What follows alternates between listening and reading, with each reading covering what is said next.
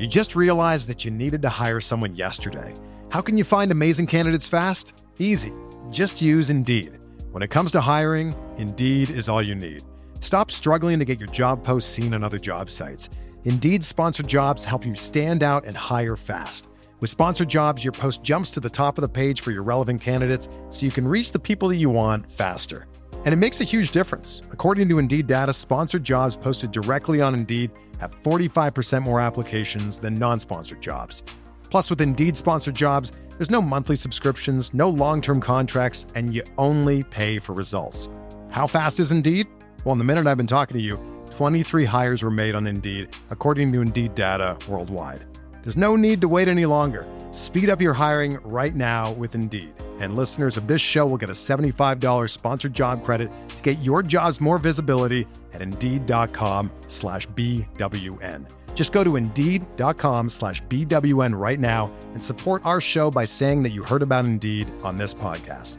Indeed.com/BWN. Terms and conditions apply. Hiring? Indeed is all you need.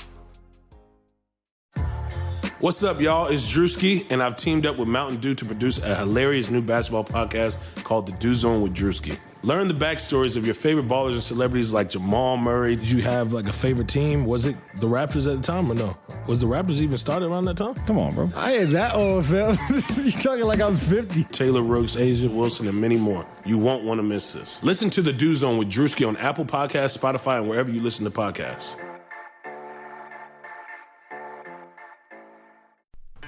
Today on the timeline, goodbye Manu, hello to new rules, and the Pacific Division Roundup. Go!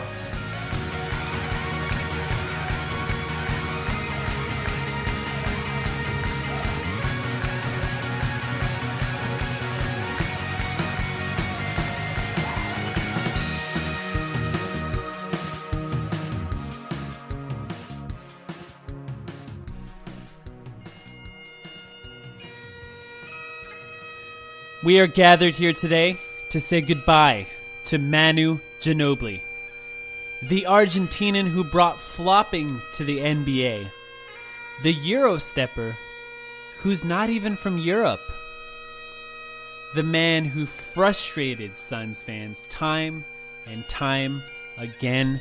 The San Antonio Spurs will now be without Tony, without Tim, and without Manu. And although the rivalry ended years ago, the final chapter has just now been written. Goodbye, Emmanuel Ginobili, you flopping bastard.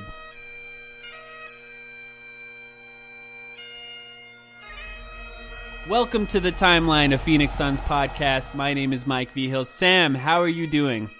I'm doing fine, Mike. I'm so fed up with August. I'm ready for it to end. It's really the worst sports month there is. Some people are happy about football coming back, but it's preseason football. It's like literally the worst football you could watch. Teams are just giving up. They're just pretending to play football at this point. It's not even real. And then baseball, of course, baseball's going on. Nobody really cares about baseball under 35 years old anymore, I think. So that's what it is. And the NBA is in its dog days. There's no real news. But there is some news, I guess. Manu Ginobili is retiring. How do you feel about that? Well, it's great. I mean, it's about time, right? We've been waiting for it for a long time. Look, the sad part about August, right, is that there's so little news that all I've seen on Reddit and Twitter for the past 3 days are old regurgitated highlights of Manu Ginobili, who in his prime probably wasn't even better than Goran Dragic was for the Suns in 2014, and yet is being hailed as this first ballot Hall of Fame player, which he is because of all the rings and the international resume that he has. But yeah, I mean, I was ready to see Manu Ginobili leave the NBA. Let's just put it that way. Yeah, it is kind of weird because if you think about it, Tim Duncan retired, and within a few years, there's no Tim Duncan, no Tony Parker, and no Manu Ginobili in Spurs uniforms, and surprisingly, no Kawhi Leonard. So, in a sense, the Spurs as we know it are over, and to expect that when Tim Duncan retired, I don't think many people did. Obviously, of all the three of them, Manu Ginobili, it was obvious that sort of he was coming to an end. He's old. I mean, really, if you just break it down to that, he's old. But the idea that the Spurs have none of Tony, Tim, Manu, Kawhi, or even Danny Green is kind of weird. It's a team with DeMar DeRozan and, LaMarcus Aldridge. You can't really expect Greg Popovich to stick around much longer. I think that his time is probably coming to an end in the next few years, I would expect. What do you think? Well, yeah, it must be. I mean, who would have thought that Pop would outlast all of these guys on the Spurs in the first place, right? And we've talked about it before, I think. I guess it's a little surprising almost that he's still willing to do this gig with the kind of ragtag group that San Antonio has currently put together. That being said, DeMar DeRozan, LaMarcus Aldridge are still very good players, and I'm sure they're going to have a strong season and make a playoff push. It's just, yeah, they're really not the same team that they were, and their future is very much in question. Right. It is kind of interesting, Manu's career, just sort of how it's gone, because he was sort of the guy that frustrated Greg Popovich. There's a really, really great Zach Lowe article about Manu Ginobili coming to the NBA and just how people sort of talked about him when he first came over and how he didn't really listen to Popovich in a lot of ways, and Greg Popovich just sort of had to accept it. But the opinions that people had on him early in his career, everyone hated him because of the flopping. There wasn't a lot of flopping in the NBA. First of all, you couldn't really flop in the 90s because players would roast you. They would just kill you for it. So it kind of came with Manu, and when he came to the NBA, he was really one of the first floppers that people would talk about, even though Reggie Miller kind of did it before that, but he was sort of untouchable in that sense. But over the course of his career, in a sense, I think he may have been the most popular San Antonio Spur, at least to Spurs fans. Tim Duncan, although a winner and a really great player, was boring in all ways, and it wasn't just personality-wise. He was boring to watch play basketball. Manu Ginobili was actually pretty exciting to watch. I secretly like to watch Manu highlights, although I haven't been watching him in this last week because I am kind of looking forward to that era of Spurs being over. But he was fun to watch, and I think that made Spurs fans really enjoy him. So to see sort of the rest of the NBA fans sort of turning on him as well in the positive way and saying, yeah, oh, you know what, I really like Manu now. And, everyone kind of talking about how much they love him. I guess it kind of shows you how NBA Twitter and NBA Reddit are young. They're young people who maybe don't remember when the average NBA fan really hated Ginobili. Well, and it's not just Ginobili. It's kind of the Spurs in general. I mean, post-2007, 2008, basically after Bruce Bowen and Robert Horry left the team, the Spurs completely redid their image. And by the time they drafted Kawhi Leonard and they were back in the finals in 2013 and 2014, and there was all this talk about the beautiful game, NBA fans, whether it be in the media or fans on Twitter and Reddit, as you were just talking about, kind of loved the Spurs. And there was this league-wide respect for them as a franchise. But, you go back 5-10 years before that, and it wasn't just Suns fans who hated them. I mean, there were plenty of reasons to dislike the Spurs back in their heyday in the mid-2000s. Yeah, I don't know that any team or even individual players have benefited more from the villain LeBron narrative or that storyline that sort of came out after the decision. The Spurs were kind of the NBA darlings. I guess you can kind of say Dirk Nowitzki benefited from it as well, but that run of the Spurs losing with that incredible Ray Allen shot and coming back and then defeating the Miami Heat, absolutely dismantling them, to be honest. It was a pretty amazing series, the way they played. The narrative really switched on them that year. Everyone kind of loved the Spurs all of a sudden, the beautiful game Spurs. The thing that I hate the most is the beautiful game Spurs. And yes, it was beautiful. They were doing some amazing things, but this sort of concept that the Spurs invented the beautiful game is what I hate. Because, first of all, you can go back to at least the 1980s Celtics. Let's just at least start there. The 1980s Celtics did that exact same thing. The Spurs weren't doing something that was sort of brand new, this idea of moving the ball, passing, and shooting. That's been around for a long time. I mean, yes, they shot more threes, but every team was shooting more threes at that time. It's just sort of the evolution of the NBA. The shots get further and further away from the basket as it goes. But I just really hated the way people talked about that team. It's funny. Interesting. Sorry to cut you off. It's just kind of funny because I've heard the argument that you just used turned on its head and used against the Suns before, too. I mean, have you not heard people say, I hate the way that everyone talks about the 7 seconds or less Suns and how Mike D'Antoni was so revolutionary? I've heard a lot of people say Mike D'Antoni really wasn't revolutionary. He was just taking things that coaches like Don Nelson did before him. And you could say, I knew you were going to say Don Nelson. well, exactly, but you could say the same thing. Evolution of the game. Game got quicker, pace picked up, more threes, and and a lot of people have discredited D'Antoni in that way in the past. Well, they're right about the fast breaks. Don Nelson coached his team to run and run and run and run. But what they don't mention is that every team in the 80s did that as well. It's just sort of what the NBA was in the 80s. So, yes, they're right that shooting quick in the shot clock, running off of makes, grabbing the ball and running immediately on fast breaks, no offensive rebounds, kind of that sort of look. That did exist before the Suns. But the way that the Suns shot threes didn't really exist before that. And the way they used big men, maybe were forced to because we had no good centers, was different than any other team had previously as well. And the way that they use Steve Nash. And I know this is an argument that nobody really has to have because this is Suns fans that are listening to this podcast after all. And they all know we all have this argument time and time again. But you're right. That argument has been used against the Suns as well. But it's because it's the Spurs that it really gets on my nerves, I guess. One more thing about Manu before sort of moving on. I just have to ask you. Take a guy like Leandro Barbosa instead of Manu Ginobili. Drop him on the Spurs for the entire decade of the 2000s. So, first of all, don't you think he would put up similar production because he did for his career? Second of all, do you think he's considered a Hall of Fame player? And what does that say about Manu's legacy? If they win the same number of titles, then yes. I mean, is J.R. Smith, is J.R. Smith, is Jamal Crawford, is Lou Williams, is any sixth man probably capable of doing? I mean, I think the clearest. I'm coming off as a Manu hater here, probably deservedly so. I like it.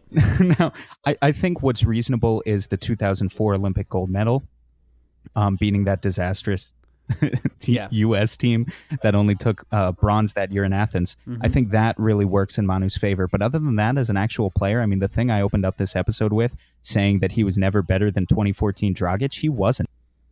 Manu's best season, he averaged something like 19.5 points per game, 4.5 rebounds, 4.5 assists on above average efficiency, but nothing amazing, no amazing defense to speak of.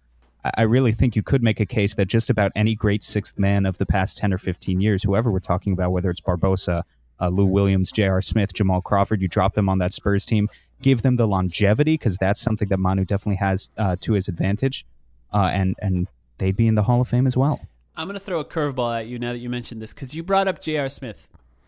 And in the last few weeks, Jackie McMullen, the amazing NBA writer, who actually I guess she writes about multiple sports, but mostly the NBA, has written a series of articles on mental health and NBA players. And the articles have sort of ranged from how teams view mental health in players, or how the players view mental health themselves, how mental health has sort of affected them individually. Of course, Kevin Love has talked about it. DeMar DeRozan has talked about it. Depression, or it's mostly, to be honest, it's mostly about depression. And sort of what's been kind of interesting about it is thinking about how teams view mental health for players. And what I mean about that is there's a advantage when a team is capable of overcoming players' inability to have that sort of mental advantage. So I want to be more specific so that you know what I'm talking about here. The Warriors signed JaVale McGee and Nick Young. JaVale McGee and Nick Young have failed at almost every team that they were on before that. But because of the infrastructure on the Warriors, because of the players that already existed on that team, they were sort of able to overcome that in a way that other teams would be or have been unable to in the past. And when you mention a player like J.R. Smith going to the Spurs, it's a really interesting thought experiment, because maybe J.R. Smith is just sort of difficult to make he's had a few good seasons. I'm not saying he's a terrible player, but he's one of those guys that has mental issues sort of focusing, I guess is a better way to put it without coming off as insulting to him. And you do wonder, J.R. Smith on the Spurs, would that infrastructure and would that sort of the players that were on there, would they be able to turn him into a player like Manu Ginobili, or maybe even better than Manu Ginobili? You kind of have to assume that that could happen. That's definitely possible. And it's interesting to me to look at it as saying these teams now have maybe a quantifiable advantage in working with players that don't work on other teams because of that infrastructure. And now that scouts are sort of more willing to talk about how they view mental issues in the scouting process, I don't know. It's just an interesting conversation. I do wonder. Yeah, I wonder as well. I mean, it's why the Suns need to reboot their culture, right? Because we're currently in that group of teams that you would not consider to have the proper infrastructure to sort of nurture some of these tougher players. I mean, it certainly didn't work out. Yeah, absolutely. Cases like Gerald Green, the Morris twins that we've had recently, they didn't exactly succeed. Mm-hmm. Archie Goodwin didn't exactly succeed in this system. So again, been talking about it all season, but this is why the hire of Igor is so important. This is why I think the addition of a guy like James Jones into the front office was so important. Trevor Ariza, of course, if we're talking about the actual roster itself. And so hopefully we continue to make some positive strides. Yeah, and a lot of the Spurs players, they give the credit to Tim Duncan more than they talk about Greg Popovich. So, having a guy that's really bought in on the floor matters a lot too. So hopefully a guy like Trevor Ariza, and then Devin Booker has shown to be that kind of guy who really buys in. So now we're in a new era of Spurs, and who knows, maybe another rivalry is around the corner, but I just don't know that the Spurs are meant to have sustained success in the way that they have in the past anymore without any of those four guys now. And we'll see what they look like a few years from now when Greg Popovich likely retires. Now, we have some more news. Let's talk about the NBA rule changes. So the NBA is thinking about changing some rules for the upcoming season. There's a couple that I want to talk about. Actually, let's talk about all three because I have a kind of a take on all three of them. So the first one is after an offensive rebound, if the offensive team gets the rebound, instead of resetting the shot clock to 24 seconds, they're planning on resetting it to 14 seconds. Now, I really like this rule for a lot of reasons, but Sam, what do you think about it? Yeah, I like it. It's taking it straight from FIBA rules. And I have no problems with it. I've seen some, again, I think it's August is making everyone crazy. Just like they want to latch onto things and have really strong opinions. And I've seen a lot of people saying, this will ruin the NBA and things like that. And it's really not actually, okay, so Nylon Calculus did a fantastic article on exactly this, studying the math behind it. And what they did is they analyzed all of the possessions that take place in the NBA after an offensive rebound and looking at the average time to see how many possessions are actually going to be impacted by this new rule. And if you look at it, it's actually really interesting. It's sort of like, to throw out a math term, they have this graph here, and it's almost like this log normal distribution of, and what I mean by that is the vast majority of possessions coming after an offensive rebound are within those first few seconds, which makes sense because so many come right on putbacks, which is just a fraction of a second is all it takes, or guys who grab an offensive rebound, maybe come down with it, take one dribble, and then instantly go back up. Maybe they immediately pass out to an open shooter. But the point is it's not taking that much time. And only 6% of all of these possessions after an offensive rebound actually last longer than 14 seconds, which is, when this new rule would kick in between, setting it back to 14 seconds instead of 24. Only 6%, which the Nylon Calculus article estimates to be impacting about one possession per game in any NBA game in the regular season between two teams. One possession. That's all we're talking about here. So, to anyone who's freaking out about this, about how this is ruining the league and how, they're making these huge changes. I mean, if you're more of a basketball conservative, you're wrong. It's one possession per game. You're just wrong. it's not going to have much of an impact at all. I think it's a neat little rule. I don't think that the rule book should be toyed, just for the sake of it, but I don't think that's what's going on here. I think this was a good rule change, and we're not going to see it come into play all that much. Well, I think actually we should talk about when those possessions happen. So let's say it is 1% or maybe about one possession per game.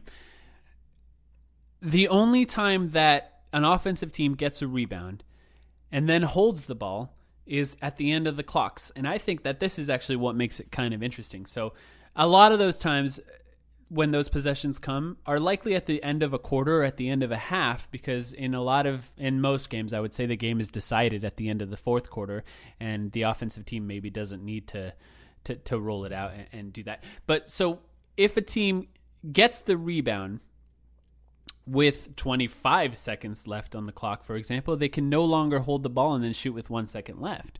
It gives the other team another offensive possession. So that is where I think a lot of people have an issue with it, because they're saying, well, it's not rewarding the hustle for that offensive rebound in the same way anymore. But that also makes the game faster, and it makes the game more interesting.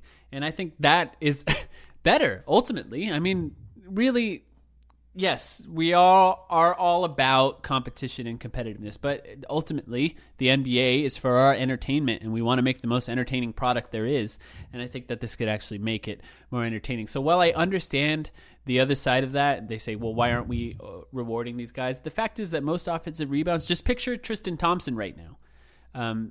He's not catching the ball, holding it in the post, passing out to LeBron James for them to hold the clock. He's tipping it up on the rim a whole bunch of times to try and get in. That's what most offensive rebounds are, and that's not going to be affected at all. So I'm not really worried about that. And to be honest, these rules have to be voted on. So we'll see if it's even something that happens, to be honest. So there's another one, though, and it is related to the clear path rule. And the way it works now is if an offensive player is running down on a fast break and there's no defensive player in front of him, and a defensive player runs up and fouls them to stop the fast break from behind, then the offensive team gets 2 shots and the ball instead of just getting the 2 shots or just getting it out of bounds. The proposed rule change says if a personal foul is committed on an offensive player during his team's transition scoring opportunity, then it can actually be considered a clear path rule, from my understanding of it. And what that means is that those intentional fouls on fast breaks I call it the Jared Dudley foul, because Jared Dudley tends to foul players when the fast break is already given up, but maybe it won't be a clear path because there's another player back and they foul on purpose. It seems like they're trying to eliminate that, and I'm all for this too. What do you think about it? Yeah, no, I think it makes sense. I think also it's funny calling it the Jared Dudley, because really Jared Dudley this last year probably knew whenever he came in the game that he was only getting 10 minutes, and that meant he had 6 fouls to use if he needed them on a fast break. But yeah, I think it's a good thing. I think the league probably wants to see more of those breakaway opportunities because they're super exciting, get the crowd amped. I think both of these rule changes that we're talking about sort of are pushing the league in that direction, right? Trying to continue to entice new young viewers into the sport by, making more opportunities for highlight plays. Yeah, I agree with that. And just, it's also not a basketball play to intentionally foul someone on a fast break just to stop the fast break because you don't feel like running back and playing defense. Yeah, I would do that all the time in pickup games if I had refs. So I understand why players are doing it, but it's just not basketball. So I hope they start to eliminate plays like that just, it's not basketball, it's just being lazy. And the last rule change, and it's really not a big deal, this rule change, but I just wonder if we can figure out what triggered it. They are potentially expanding the definition of a hostile act that triggers an instant replay to include interactions instead of just player to player, but also player to referee, player to coach, or player to fan. So any player interaction with the referee, coach, or fan can trigger what's considered a hostile act and result in a replay to potentially eject players. What I was trying to figure out, though, is I can't remember any real explosive interaction between a player or a referee, player or a coach, or player and a fan in this last year. Do you remember anything like that happening? Like, why would they even consider doing this? Not in the last year. I mean, the Suns have had plenty of explosive interactions between players and coaches in the past few Yeah, years. If you want to talk about do that, you think you say it. they would review Markieff Morris throwing a towel at Jeff Hornacek's face because it's his own coach? Does that count as a hostile act? It's exactly what I'm thinking. I don't know. Would the Suns There's want a race to that joke. Yeah, there was a race to that joke. We're running out of material. It's the two of us fighting with each other. You guys may have noticed, by the way, that we don't have a guest this week. I think it's been like a month since it's been just the two of us on an episode. So, as you can tell, our chemistry is getting stale. But the last hostile interaction between a player and a referee that really crossed a line was Rondo and the referee that he called a terrible, terrible word. Do you remember this happening? Yeah, I remember that. I mean, now? I couldn't give you an exact date without looking it up. I know. Look, I think player referee.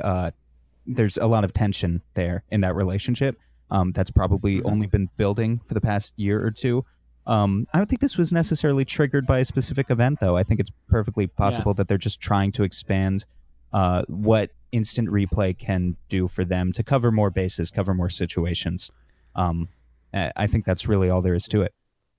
When we come back, we surveyed the fan bases of all Pacific Division teams. Hear those results and more. And now, Ryan McDonough, after a few beers. He was first on our board coming into the workout, and then he blew us away in the workout, which I think you guys probably gathered from my tone. I'm usually pretty stoic, but like I was watching the workout like, this is incredible, you know, so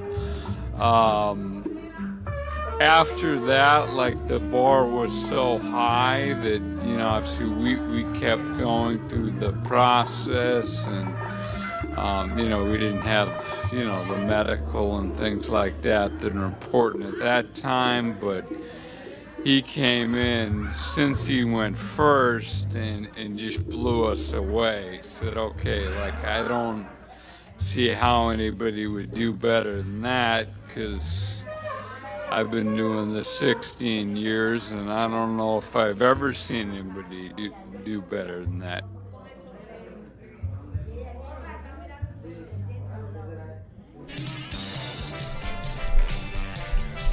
We surveyed the fan bases of every Pacific Division team, Family Feud style, top 100 answers on the board.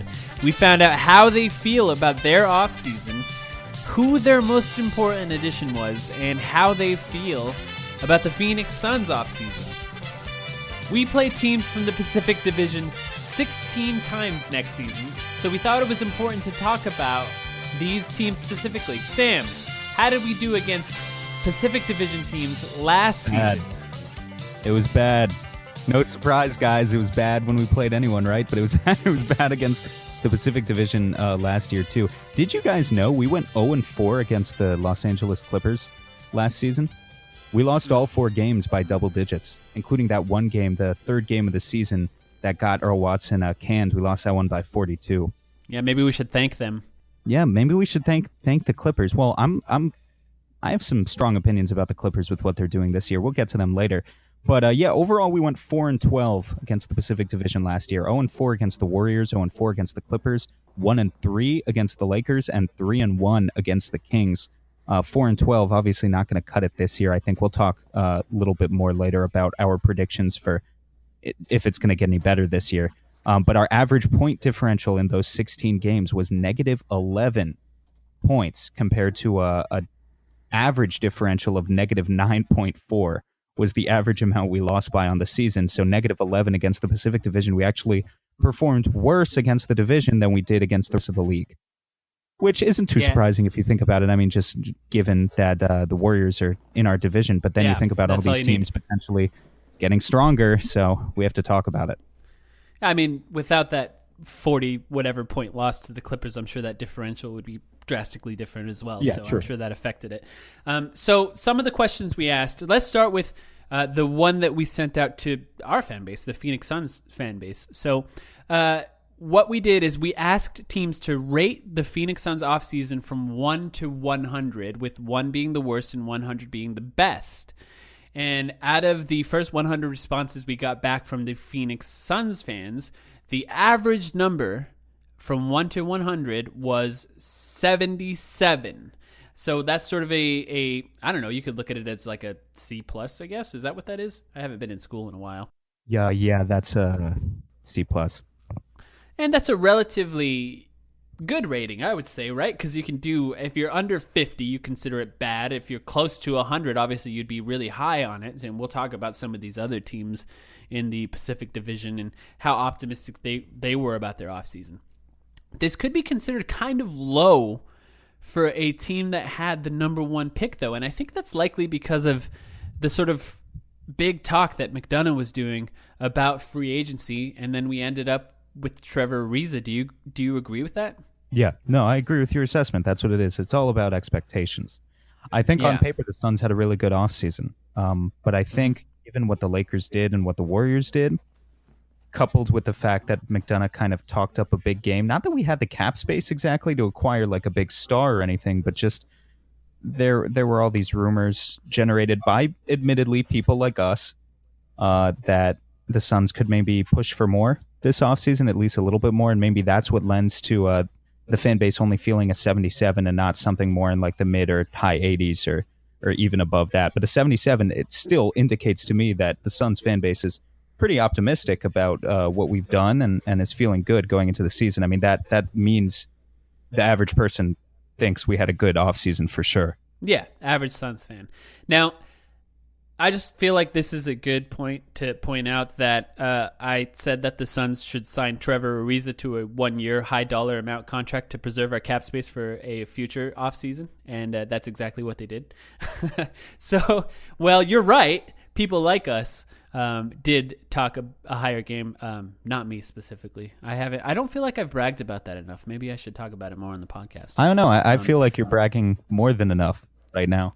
Yeah, you're right. I'm just going to make a note to bring it up later in the podcast again. The next question that we asked was, who is the most important addition that your team added this offseason? So this was asked to Suns fans again, and guess what? It was Ayton, DeAndre Ayton. Not Rashawn Holmes, surprisingly. No, surprisingly, yeah. I guess not Rashawn Holmes or losing Jared Dudley, I guess, is an example. But Ayton was the number 1 choice by a lot, but there were some other responses. The next highest pick after DeAndre Ayton was actually Igor, the coach, and I think that's a good one. Those are perceptive, perceptive fans. I think that's a good point. A good coach matters a lot, and we don't know how good he is, but we have high hope. Some of the other choices, Trevor Ariza was picked a few times. I think Mikal Bridges was just picked once. And I believe one person said Devin Booker's contract, and that's probably the right answer, right? Yeah, I mean, I guess you could make an argument for it. It was definitely one of the most important things. It was probably the most important thing we did this offseason. You can make an argument for that. Yeah. For sure. Yeah. I don't think it was ever... It guarantees that he's going to be here. Yeah, true. No.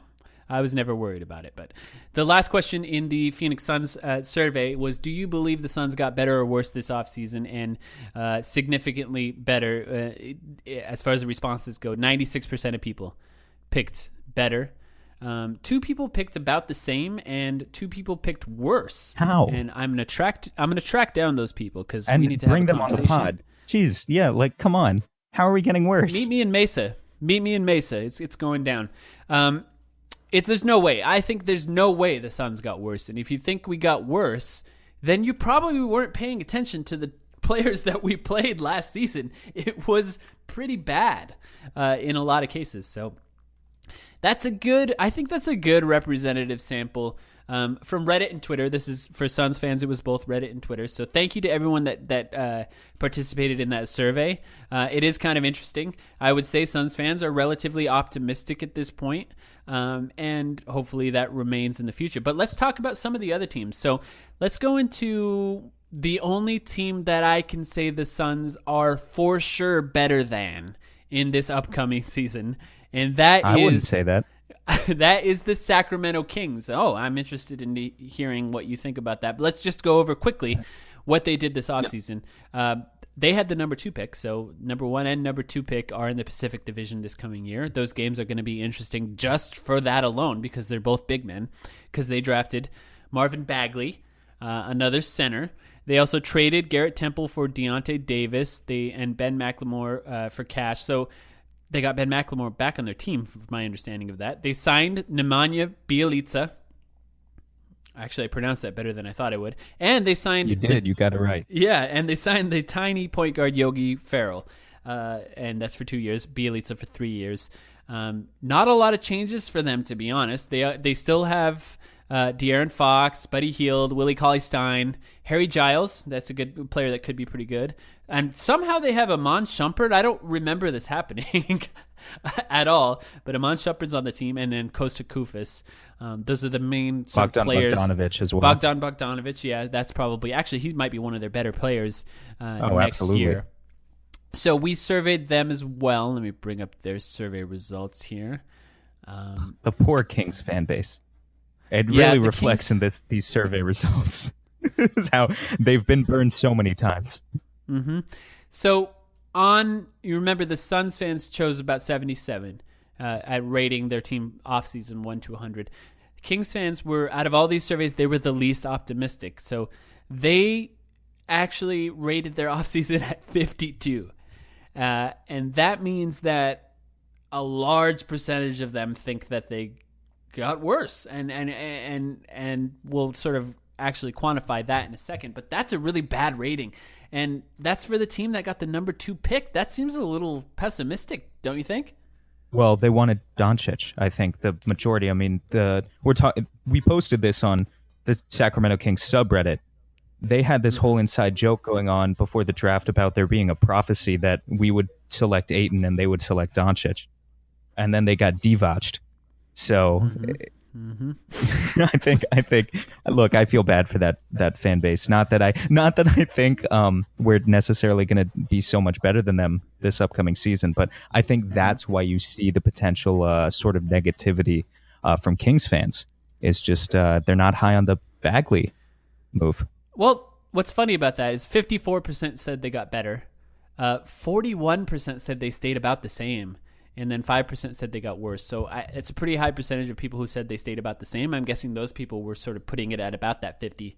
Out of 1 to 50, they're probably rating it at about 50. And here's the thing, like when 52% in a vacuum, 52 out of 100 in a vacuum for how they feel about their offseason doesn't seem that bad, right? Like it's technically above average, but it's just when you're surveying homers, because every team subreddit is going to be like that just feels really low. For 41% of the fan base to say that they stayed the same, usually you're expecting every fan base to almost unanimously say that they got better pretty much every offseason, maybe with the exception of one or two, because that's just how the NBA works. That's just how fandom works. So yeah, the Kings aren't that high on their team. And still, even with that, of course, they pretty much all picked Marvin Bagley as the main addition. 2 people said Harry Giles is healthy now, which I liked. One person said Mo Bagels, which is a great name for Marvin Bagley. Pretty funny. So there's actually quite a few people said Harry Giles, more than 2. And I think that's a good point. Harry Giles was that's a prospect that was really highly touted until he was injured and had a pretty serious injury. 1 or 2 people picked Bjelica, surprisingly. Bjelica's pretty good. I mean, I get it, but I mean, if that's the best player you added in your offseason, that's rough. That's definitely rough. So one of those people might have just been Bogdanovic. Just happy to get another Serbian on the team. Who knows? Yeah, wow. I'm sure. 1 or 2 people picked Yogi as well, which is kind of fun. It's not true. Because no way is he the best player they added. Marvin Bagley is going to be better than him, but it is kind of fun that they like him enough to put him in there. But we also measured how Sacramento Kings fans feel about the Phoenix Suns offseason, and this is interesting because they rated their own at 52, but they rated the Suns 67, so significantly higher, which I feel bad for them because generally what we've been doing, and Sam and I kind of talked briefly about these results before the podcast, and I said this is an interesting way to measure each fan base's rose-colored glasses, because the Suns definitively had a good offseason. Whether or not you like the Suns, they had a good offseason. And I think the Kings fans of all the teams recognize that. They probably wanted Ayton or Doncic, so they're looking at the team that got Ayton and said, of course they had a great offseason. So they said that, but we also asked, do you believe the Suns got better or worse this offseason? 85% of them said better. 13% said about the same, and 2% said worse. And I'm going to track down those two people as well and find out where they live and have a conversation with them. Friendly one. The Suns... A friendly one, of course. A debate. Strong a barbershop undertones. debate. I'm sorry, Kings fans. Well, here's something I want to talk about. So we spent so much when we talked with Max from the 7 Seconds or Less podcast last week talking about the Suns over-under. The Kings over-under is at 25.5 wins. How do you feel about that going into the season for this team? I mean, that sounds about right. Like... It's hard to... Well, you said definitively worse than the Suns. So they're set at 25.5.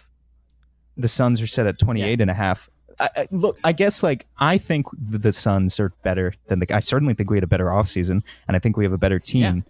But I don't know. I mean, I've been burned so many times in the past 5 years or so that I'm not quite willing to bet. Maybe... No, Sam, come on. No, come on. No way. You never if know. They added Trevor Ariza, if they added Trevor Ariza, DeAndre Ayton, and Mikal Bridges. First of all, Mikal Bridges might be better than Marvin Bagley alone. There's a chance. Yeah. No, I think here's how I feel about Marvin Bagley. It's not. I'm not saying that the Kings are going to be good, but they could struggle their way to 30 wins, and the Suns could win 28 games, right? Isn't that a possibility? Well, let's just. No, I don't think that's possible. You don't think that's a possibility? I don't think it's possible they win. If I had to bet, if there was a way to bet, I guess there is, but individually, who would have more wins? It's going to be the Suns. I don't think there's any way the Kings have more. I'm agreeing with you. I think there's a very good chance that we are going to be better than the Kings, but you just can't say definitively that we're going to be better than anyone, given the consistent pile of dog shit basketball product we put on the floor last year. I understand that, but is there a team in the NBA, maybe besides the Hawks, that are going to be worse than the Kings? No. Well, probably not. No. Yeah, I don't see it. I think they're the worst team in the NBA, maybe the second worst team in the NBA. I think that the Hawks are clearly trying to lose, and the Kings are not. I think they might actually owe their pick to the Celtics if it falls into a certain range. I don't know that they own their pick next year. Actually, I don't think they do. So I think they're going to be trying to win much more than the Hawks, and that alone means that they probably will have a better record than the Hawks, but I don't know that they're one of the worst teams in the league definitively, and I don't think that the Suns are anymore. I maybe it's my rose-colored glasses, but look, for the Kings, I think it all hinges. They're in a really weird situation, right? Because they've got this conglomeration of young talent, but a lot of that young talent isn't even all that young. Buddy Hield and Bogdan Bogdanovic at this point in their careers, both around the age of 25, are pretty solid. They're pretty solid basketball players, but they're not exactly prospects because they're that old. So the question is if they can take the next step into actually being kind of go-to scoring wings for this team. If the answer to that is yes, I don't see why they couldn't struggle their way to 30 wins at least. They're still not going to have a great offense, but also, I want to quickly bring up the topic of De'Aaron Fox. I'm curious for your thoughts on De'Aaron Fox, because the way I feel about it is any Suns fan who's not willing to give up on or any Suns fan who is very high on Josh Jackson currently is not allowed to then turn around and say De'Aaron Fox is a bust. Because if you look at here, I have the stats right here because I actually want to make this comparison. Not that I'm trying to be low on Josh Jackson. I'm very high on Josh Jackson, but I'm saying look at their player efficiency rating. De'Aaron Fox 11.2, Josh Jackson 11.8. True shooting, both of them were at 48%. That's abysmal. Win shares, both of them were in the negatives. Value over replacement player, De'Aaron Fox was at a negative 1.2. Josh Jackson was at a negative 1.1. They were equally had really awful rookie campaigns. And so I think there is potential, though, looking at De'Aaron Fox as a basketball player, not that he was efficient last year, but that he does still have the sort of skill set and makings of a decent starting point guard in this league a couple years down the line. So, I'm not ready to give up on him there either. I'm not particularly high on Bagley. I guess what I'm trying to say here is not that I think the Kings have a great future. I think their future is pretty bleak, but we are not definitively better than them in all sorts of parallel universe combinations that you could think of. Well, first off, I like De'Aaron Fox, and I think that he probably has the most potential, even including Bagley, of any of the players on their team, although Bagley, at the end of the season, that could surpass him. But Josh Jackson is probably the player with the third best potential on our team. I think just from that alone, if you're comparing them, their sort of number one player to our third, that alone shows kind of where they're at compared to where we're at. And I know it's like we're saying we're better than potentially the worst team in the league, so it's not something to brag about. But here's what I'll say, and then we'll wrap up the Kings. We play them 4 times next year. What do you think our record against the Kings will be? Well, it better be 3 wins because we're not winning many against the rest of the teams. So better than 4-12. Better be 3-1. We were 4-0. I would pick 3-1. We could be 4-0. Could be. Mm-hmm. That's what I'm hoping for. I think 3-1 is fair. Bagley will have 3-1 is fair. Bagley will have one 30-point, 10 rebound performance to lead the Kings to their one victory. In the other 3 games where we win, he'll shoot about 30% from the field and score maybe 30 points combined. Yeah, I think those are the types of games that DeAndre Ayton's really going to get up for us. So we'll find out. We'll have to remember that one. The next team that we're going to go over, the Los Angeles Lakers. So they made a few moves, I think. No, I'm just kidding. It's obvious. Okay, LeBron. They got LeBron. They also drafted Mo Wagner, Isaac Bonga. I'm so afraid to pronounce his name, but I'm going to go for the full name. Sviatoslav Mikhailiuk. Svi. I think they're calling him Svi, right? Yeah. It's just okay, we'll go with that. Svi in my book. So. And they also, the new additions, they re-signed Kentavious Caldwell-Pope. They signed Rondo, JaVale McGee, Lance Stevenson, and Michael Beasley, the meme team, the reality show team, if you will. They have Brandon Ingram, Kyle Kuzma, Lonzo Ball. No longer have Julius Randle. Big moves on that team. One really good one and a bunch of really not great ones, but that really good one is really, really good. How do you feel about the Lakers offseason? Well, it's been talked to death in the national media. It's not that it's a series of bad moves so much. Like, I think the whole locker room circus thing is overblown. I don't think they're going to have too much drama. Hopefully. Not hopefully. Like, I don't care if they have a lot of drama and implode. That'd be fine in my book. But it's really hard to look at the depth chart that people are envisioning for this team and like envisioning how that's going to work on a basketball court, especially if you look at their bench. I mean, if we assume what do you think their starters are going to be? Is it going to be Ball, KCP, Ingram, LeBron at power forward, and then like JaVale at center? Yeah, I think that's exactly what it's going to be. And I think that LeBron playing center is real. That's going to happen. Okay. So first of all, their interior situation is kind of fucked, right? I mean, they've got JaVale and they need Mo Wagner to step up big time because Zubats isn't going to save Randall. Yeah, no Randall. So, yeah. But also just like then look at the bench that leaves you with Rondo. Josh Hart had a good rookie campaign with Stevenson. It's a lot of guys who need the ball in their hands in order to thrive, and those just aren't the right types of players to surround LeBron with. I just don't really see how it's going to work all that well. Not enough shooting. It's really interesting to talk about. Yeah, that's the main criticism, right? Not enough shooting. But the entire season, last season, LeBron was complaining about not having more playmakers. So he's got some playmakers now.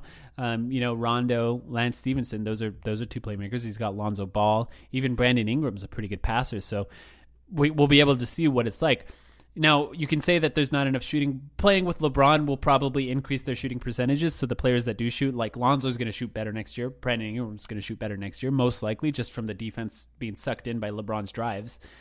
So that will not even better. The one to worry about. It's just like, it's Lonzo, Rondo, it's Lance. Those guys, obviously. It's like how does Lonzo thrive playing off ball to LeBron James? It's not something he's ever had to do even in college. Yeah, and how's it going to work? So it's going to be a really interesting experiment. How's it going to work when Kuzma and LeBron share the floor? I'm actually pretty weirdly kind of excited just to see how it works, just because it's almost like a thought experiment that you thought you would never see happen. What happens if we surround LeBron with no shooters and a bunch of good passers? Well, let's find out. He still has JaVale McGee and Michael Beasley. This team is so weird. But I mean, let's go over the survey results. The Lakers are really excited about it, as they should be. LeBron James is huge.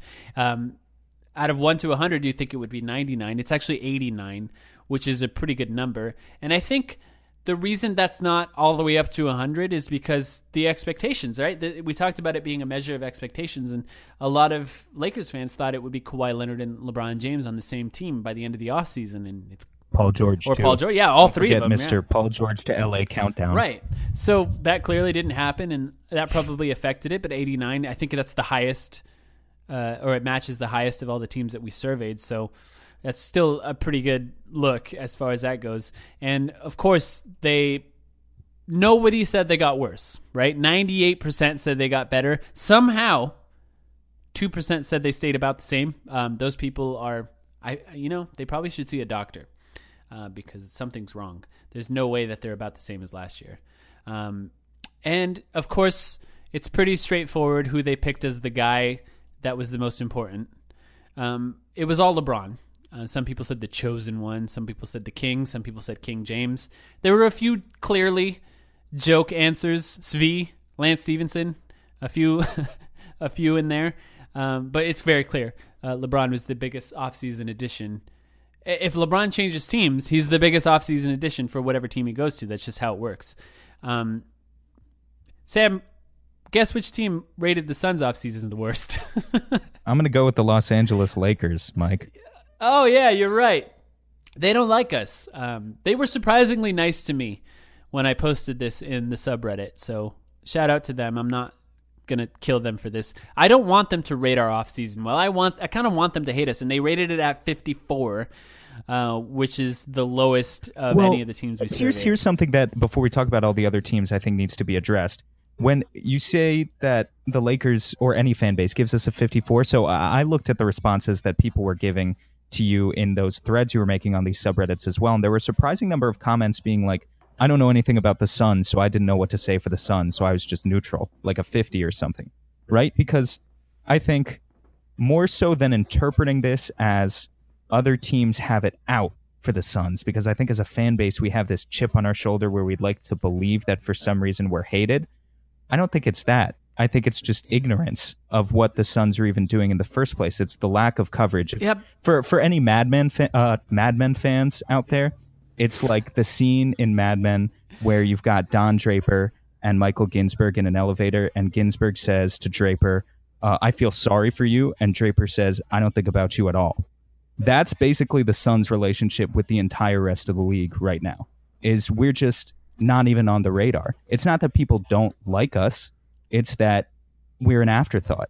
And so we can feel so positive about everything that has gone on with our team this offseason, but until the wins start to come, I think the expectations for us are really low. Like, Suns fans seem to want 30 to 35 wins. If we actually win 35 wins, or win 35 games this year, I think we're going to see a surprising number of like tweets and Reddit posts being like, whoa, did anyone see the Suns like being this good? And like, if they had talked to Suns fans about it, then obviously we would have been hyping up that opinion all season long. But like, no one expects the Suns to make this much of a jump in a season. So we really just need to go out and do it if we want any sort of exposure, to start educating these fans of other fan bases. I got to tell you, Sam, in my notes about the Golden State Warriors survey, I have a note that says, Mad Men scene. Yeah, I thought about that exact scene. Yeah, because it was mostly from Warriors fans, and why would Warriors fans think about us? But to counteract that a little bit, I will say the two teams that I think actually have been following the Suns offseason and the Suns in general the last few years are the Kings and the Lakers, and the reason is because out of the three Pacific teams that were rebuilding, those are the three teams, right? They were rebuilding. So in a lot of ways, a lot of comparisons have been drawn between the Lakers rebuild and the Suns rebuild. And maybe the Lakers fans don't know what happened to the Suns this offseason. But I think out of all the teams in the Pacific Division, the ones that are most likely to know what the Suns, what happened to the Phoenix Suns in this offseason were the Kings and the Lakers. And the Lakers are on a different track now. It's true. They have LeBron. Things will change. Who knows what the team will even look like after the trade deadline this year? It could be completely different. But I do think that a lot of Lakers fans knew what happened. And they did rate us. 65% said we got better. 27% said about the same, and 7% said worse. And I expected more to say worse just because they don't want to see us succeed, I expect. Or maybe some of them do. I'm sure some of them do. But they still it's overwhelmingly said that we got better. And although I think that's the highest percentage of any fan base saying that we stayed about the same. And, I get it. They just have different things. They don't really have to think about us the same way. But the Lakers, what is their over-under? Do you have that in front of you? It's 48.5. That's so hard to predict. I wouldn't bet. Let's just say that. If I were advising you to bet, I would say stay away from the Lakers line because who knows? It's so volatile. Yeah, and some people say, can I tell you, I hate this take of people saying, the moves that they made outside of LeBron, they're so smart because they're preserving their cap space. Well, LeBron's 34, and the idea of saying we're just going to punt this season and we'll see what it's like next year. Maybe we can get some good players next season. That's nuts to me. You have LeBron James on your team. And when you have LeBron James on your team, you need to try to win a championship because he doesn't have 10, 15 more years left. Maybe he's got a few as the definitive best player in the NBA, and then that goes away. He's no longer going to be that guy. And of course, he'll still be probably amazing and one of the best players in the NBA, but the idea of punting a season to save cap space for next year, it's just insane to me. But here's what I'll say. If they're not good, LeBron's going to rest unless they make moves, and they're not going to. I just think this could be the year where LeBron's like, all right, if this is what it's going to be, I'm going to take a few months off and we'll see what next season's like. If it happens at any time. And under that LA spotlight, that'll be interesting to see how people talk about it. But if I had to guess, I would say over because LeBron's on the team, but I wouldn't bet that at all. Yeah, when was the last time LeBron won less than 48 games? Like 2005, maybe? Yeah. 2004? Yeah. He was very young. Yeah. He was very young. So it's hard to bet the under there, but I'd still be afraid to bet over at the same time. It's a really interesting one. Exactly. Yeah, exactly. They got that line right, I would say. Do the Suns win more than one game against the Lakers this year? I don't think so. I'm going to say we go 2-2. I just think that the Suns players know how important that those games are to Suns fans, and they kind of give it. They give it. Let's keep track. Let's keep track of these as we go along. So, what's your official prediction for the Kings? I'm going to say 3-1 as well, and I'm going to say 2-2 for the Lakers. I'm saying 3-1 and then 1-3. Fair. Which is fair. exactly how we performed against those two teams last year. Yeah, I think that it'll be similar. The wins against a Lakers team with LeBron will mean so much more, though. So let's move on. The Los Angeles Clippers. So the Clippers had an interesting offseason. They drafted Gilgeous-Alexander, Jerome Robinson in a surprise pick, or a reach, some people will say, another guard. They traded Austin Rivers for Marcin Gortat, and they let DeAndre Jordan go to the Mavs. They signed Mike Scott to a one-year deal. They re-signed Avery Bradley. They signed Mbah Moute back to the Clippers. He played there before. And they re-signed Montrezl Harrell. So essentially, they added a few rookies. They let DeAndre Jordan go. Replaced him with Gortat, who was not very good last year. They kept Avery Bradley, who's pretty good, and Mbah Moute, a good player, assuming he gets back to his pre-injury form, which I assume he will. No reason to believe he won't. They have Tobias Harris. They have Danilo Gallinari. Patrick Beverley looks to be healthy, but Gallinari, Beverley, Bradley combined to play 38 games last year. They weren't very healthy. Another interesting thing they did, they fired Bruce Bowen when he said something negative about Kawhi Leonard, so they clearly think they could sign Kawhi Leonard this upcoming offseason when he's a free agent again. So if they're looking at this team, I think that they look at this team and they say, well, we'd be really good with Kawhi Leonard, but guess what? So would every other team in the NBA. Kawhi Leonard's really good, I mean, I get what they're thinking, but they actually have a chance because they're LA, is what they're thinking. Yeah. And Steve Ballmer has come out and he said, we're not going to tank. He's not that type of owner. So he's going to throw his money around and really try to make LA relevant through free agency. I don't know if it's going to work for them, but he's at least going to try. Would you call this a good offseason? Yes. Why? Well, should we break down the survey results first, or do you want me to go right into why I think the Clippers are being massively underrated? Well, let's look at the two main answers. So they rated their offseason a 73, so relatively optimistic, one of the more optimistic ones. And they said they got better. 79% said they got better. 19% said they stayed about the same, which is one of the higher percentages of a team saying about the same. So, which is, I think, a fair estimation of it. I don't know how much better they got. And only 2% said they got worse. And really, the most important thing they probably did is avoid paying DeAndre Jordan, right? It's just avoiding that contract entirely. And I'm guessing that's worked into how you feel about it. But I've been looking forward to hearing how you feel about this team.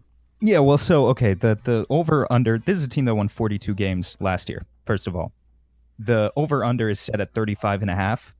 And I think the main logic behind that is the loss of DeAndre Jordan being, their best player. Well, and they had Blake Griffin.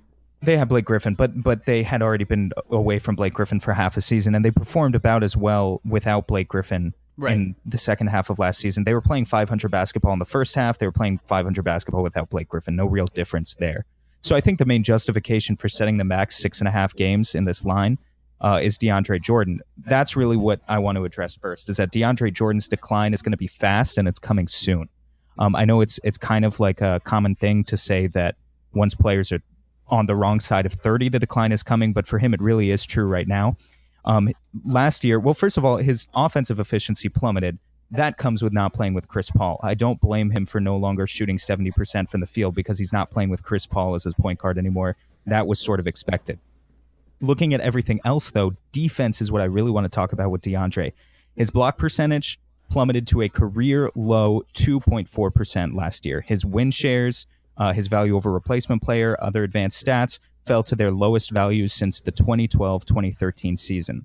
Here's the most damning thing. NBA.com Synergy Stats tracks how players protect the rim inside of 6 feet, right?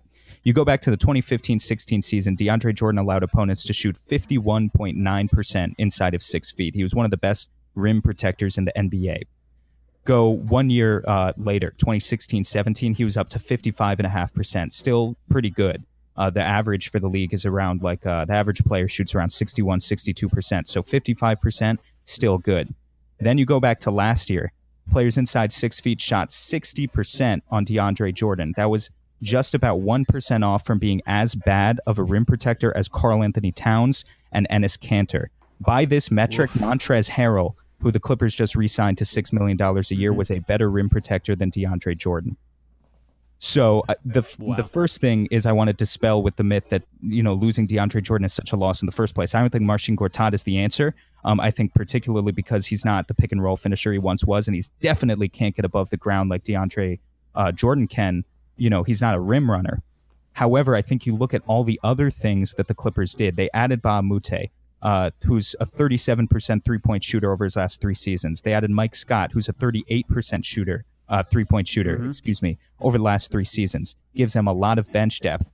Then you think about something huge, which is the fact that Danilo Gallinari, Patrick Beverley, and Avery Bradley combined to play a whopping 38 games in a Clippers uniform last year. I mean, even if we assume that Gallinari is going to get his usual 40-game injury, and Beverley is going to miss some time with his knee as well, even if the 3 of them combine for 100 or 120 games, that's still not much, but it's a hell of a lot more than 38 games. So you factor in that. You factor in the idea that losing Jordan really isn't that big of a deal at all. I would easily take a package of Ba Mute and Mike Scott as 2 role players over a guy like Austin Rivers, who I don't think is a big loss either when you already have a guy like Lou Williams on your team. So, I mean, all of this basically factors in. I don't even think I'm a big fan of Shai Gilgeous-Alexander, but I don't even think that factors into my decision here because I don't think he's going to get a ton of playing time. Same goes for Jerome Robinson. I think you just look at this team, and they are very reminiscent of the 2010 through 2012 Suns that, don't really have any sort of go-to scoring options, aren't going to be so great offensively, but they just have so many talented and experienced role players that there's no way they don't. And they have Gortat. And they have Gortat. There's no way they don't come at least close to 500 basketball. They are going to be maybe not over 500, but I think 35.5 is underselling them, and they're going to win about 40 games again this year. It's fair. I don't think they got better. I think that based on your result there, maybe you don't think they got much better either. Yeah, it's not that it's hard. I think it's not them getting better necessarily. I just think I see this like they're not as bad as people think. People are really quick to say that they like got a lot worse. I don't see that at all. I think it was the most interesting one as far as people saying what the most important addition was to the team. Lots of people said Shea, of course. Some people said Luke Mbamute.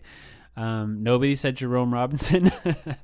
Some people said health or maintaining the core or adding depth. It's not a person, but one person said 2 lottery players. I like that. My favorite answer was just one guy that said, "We got someone?" ? Yeah. Also, one person said Michael Scott, which I never really put together that Mike Scott name was Michael Scott. Oh, That's yeah. kind of a funny thing. That's really funny. I never thought about that. So how did they rate the Suns, though? They said 65 out of 100, so they're pretty optimistic on us, I would say. And they said that we got better by, 79% of people said we got better. Only 2 people said we got worse. 19% said about the same. It's pretty crazy to me. I guess they're not really thinking about us much either. We're sort of in a different tier than them as well, so maybe they don't know. But anytime people say about the same or worse, it's just weird to me. It's just weird to think that we didn't get better. How many wins do you think the Suns will have against the Clippers next season? We'll play them 4 times. I think there's a very good. We did not play well against them last year. Again, 0-4. Let's go with 2-2 though. I'd like to think we can go 2-2 against them this year. I think 2-2 is probably about what I would say there too. So I agree with that. One thing kind of interesting. JJ Redick was on Pardon My Take recently, a Barstool Sports podcast, and they talked about when Blake Griffin was injured and how good the team was playing without Blake Griffin, and the chemistry that they had with sort of playing a 4-out with DeAndre Jordan, Chris Paul running pick and rolls and 3 shooters on the floor. And I just got the impression that people don't like playing with Blake Griffin. It just seems like they talked about how when Blake Griffin got back onto the team, they could never get back up to that level of playing.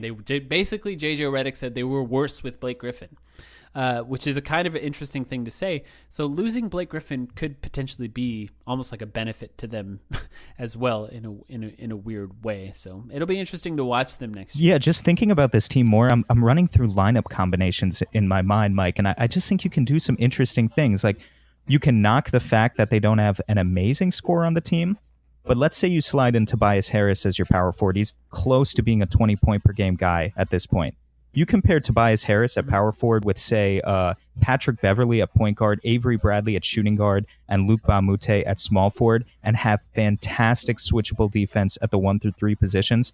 And then at center, go with either Gortat or Harrell. Harrell, if he takes another step up, could just be this, amazing, energizing presence at that position. I mean, I'm not saying that they're going to be great, but the Suns have a couple of players that are better. I mean, the Suns have Devin Booker, and the Clippers don't have a Devin Booker. But the Clippers, top down, just have so many more consistent role players. There's just no way. There's no way that they don't at least play decently well this season.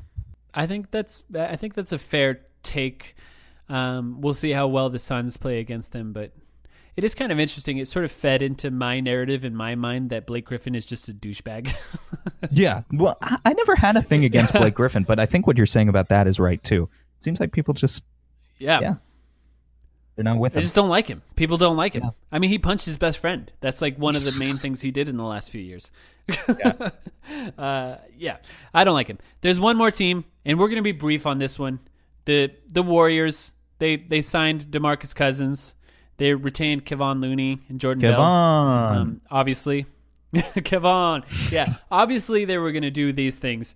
I mean, the DeMarcus Cousins signing came completely out of the blue for most people, but it's an example of what I was talking about when we're talking about players that have maybe aren't as mentally strong as other players, and how a team like the Warriors can just absorb them in a way that doesn't really affect them in the same way as, say, DeMarcus Cousins signed on the Suns. That would be a huge problem for us. It would probably cause a lot of problems. For the Warriors, first of all, if it doesn't work, they could just cut him, really. They don't need to. It's a 1-year contract. They could just say, you're done, go sign on another team and see how you can do there. But if it does work out, they have 5 All-Stars that can start in their starting lineup. So it's a really, really great move for them. And as you can imagine, Warriors fans felt pretty good about it. They tied with the Lakers for the most optimistic rating on 1 to 100. They rated at 89. So they were right there, almost 90. None of the teams rated them above 90. I can't imagine them having a better offseason than this. What were Warriors fans expecting? To say 89, maybe that just comes from people not liking the DeMarcus Cousins and his attitude, I guess. What do you think? It has to be. It has to be that. I mean, what else is there? They couldn't have hoped for anything else. It's just there's no risk to me. There's no risk. Yeah. It's just some rich guys, some billionaires' money, and that's really the only thing you're risking. So who cares about that?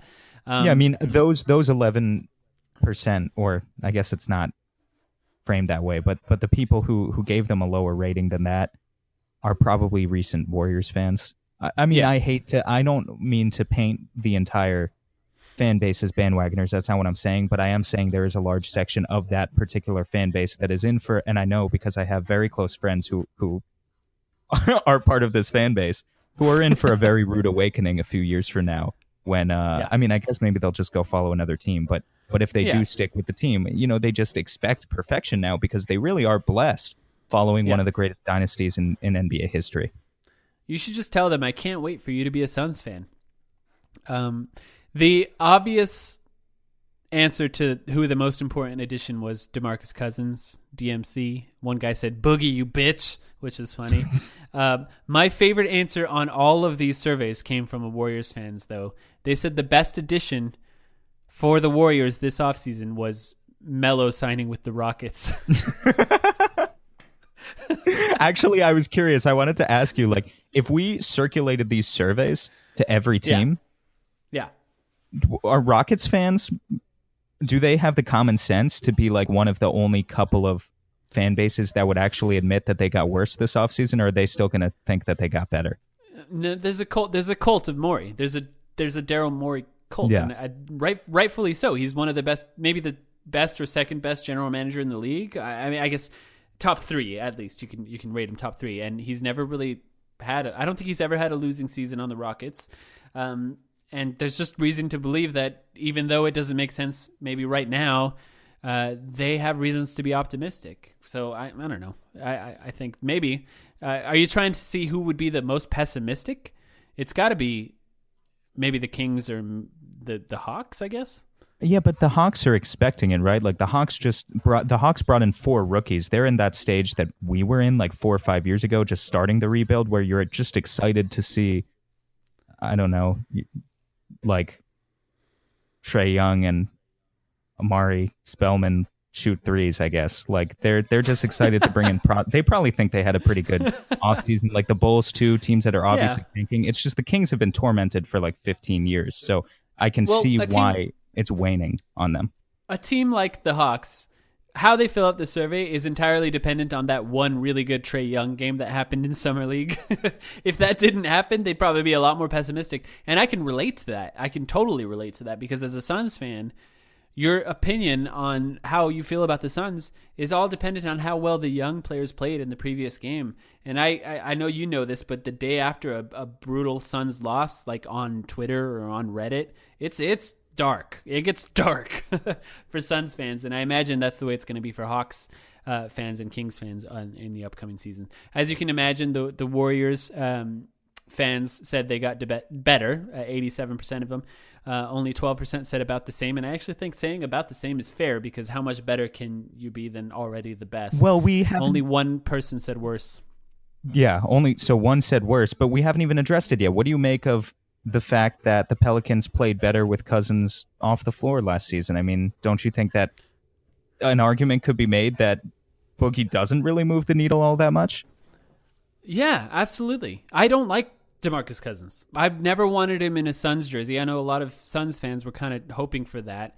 I just think that a guy like him does not actually play winning basketball. I think his attitude affects players around him, and he's turnover prone. He gets a ton of turnovers. I think that he wants the ball in the post, and post offenses are not the most effective, at least as far as wins goes in the regular season. The thing is a lot of this changes in the playoffs where you kind of need a guy that can post up, and I don't know. It's just the rich get richer in a way, because the Warriors, it just doesn't affect the Warriors the same way it would affect another team. If it works out for them, he could play such a small role that moves the needle in a way that you need it to in order to be on the margins where you're sort of going for a championship.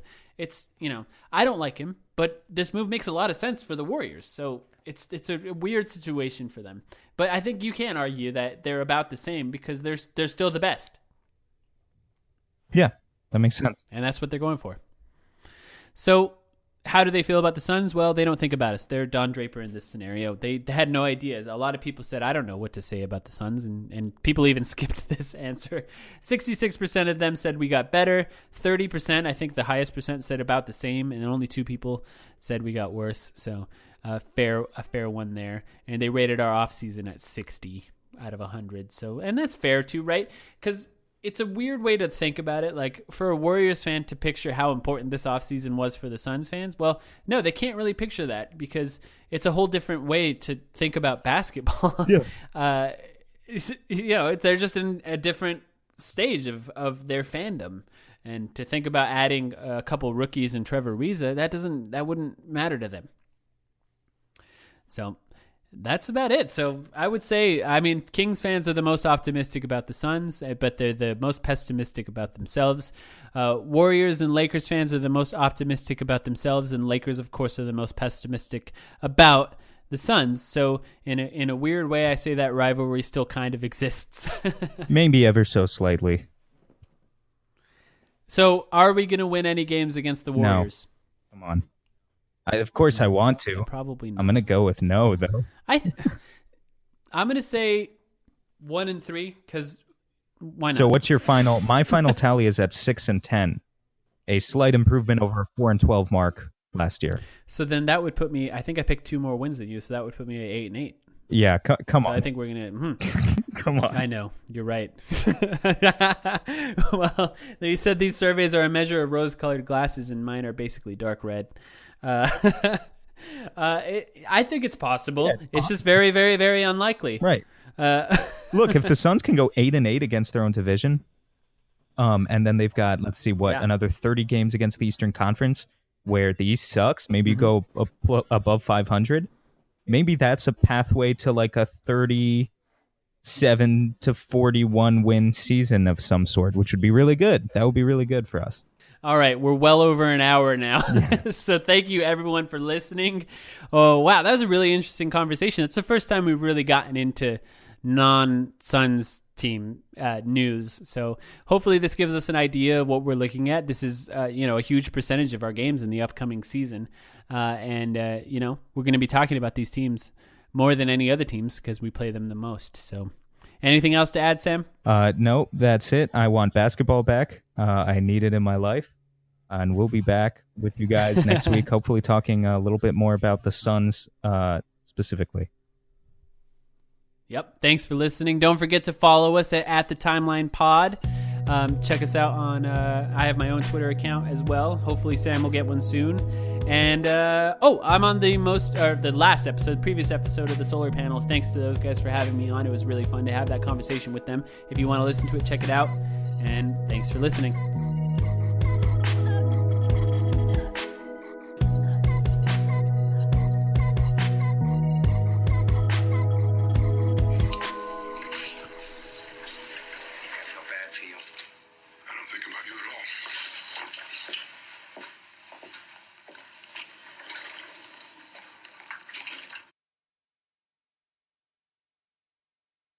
Sugar Ray Leonard, Roberto Duran, Marvelous Marvin Hagler, and Thomas Hearns. Legends, whose four-way rivalry defined one of the greatest eras in boxing history. Relive their decade of dominance in the new Showtime sports documentary, The Kings, a 4-part series premiering Sunday, June 6th, only on Showtime.